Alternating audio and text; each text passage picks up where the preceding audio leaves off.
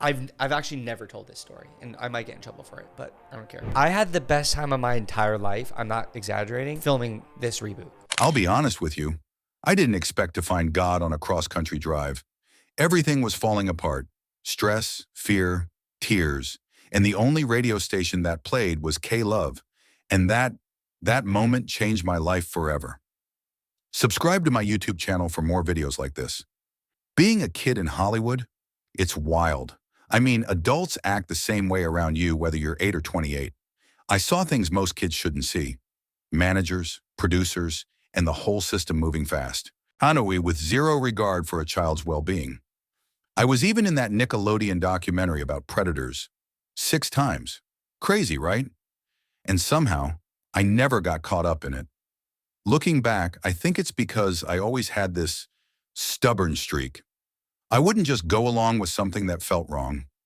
But the scary part? I realized how easy it could have been to get lost. And trust me, so many of my friends did. And yet, while everyone else was falling, something inside me was quietly holding on.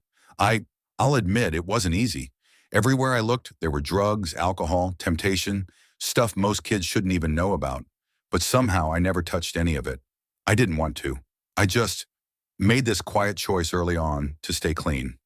And you know, it's weird because being around all that chaos makes it almost normal. I had friends who fell hard, some lost everything, and some got tangled in trouble you wouldn't believe. And I watched. I watched and learned.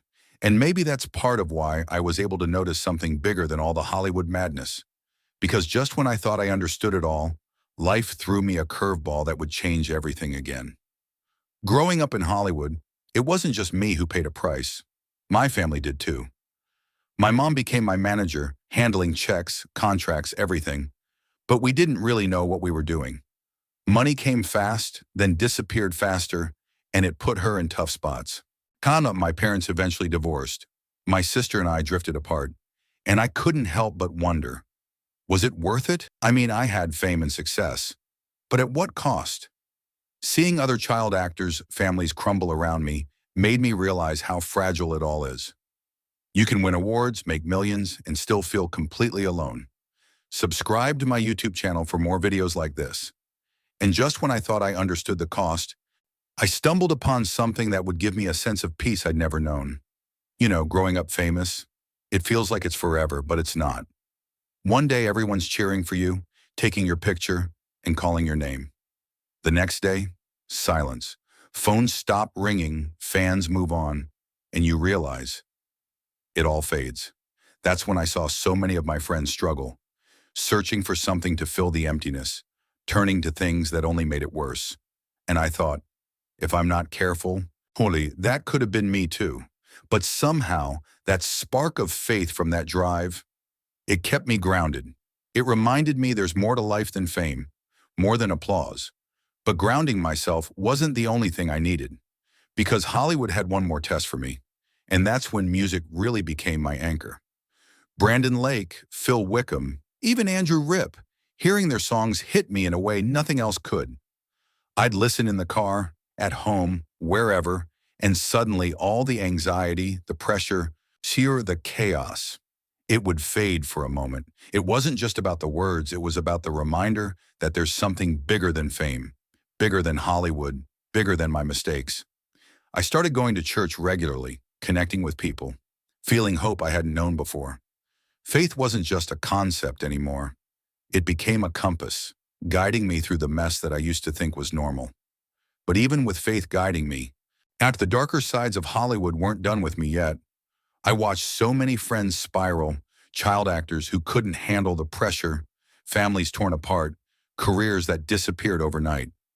It was painful to see, but it taught me a lot. I realized that fame can become your identity if you let it. I saw kids chasing approval, chasing applause, losing sight of who they really were, and I thought, I can't let that happen to me. Faith became my anchor, but so did perspective. I started noticing patterns, understanding the cost of early success, and appreciating the ordinary moments I had before it all got too loud. It made me grateful and cautious. But even with all these lessons, nothing could have prepared me for the next turning point. And that's where it gets complicated, Even after finding faith, staying grounded, and learning from everyone around me, Hollywood still tests you in ways you don't see coming. Opportunities, pressures, the flash of cameras. It's never fully gone. But I've realized something. It's not about avoiding the chaos. It's about how you respond to it.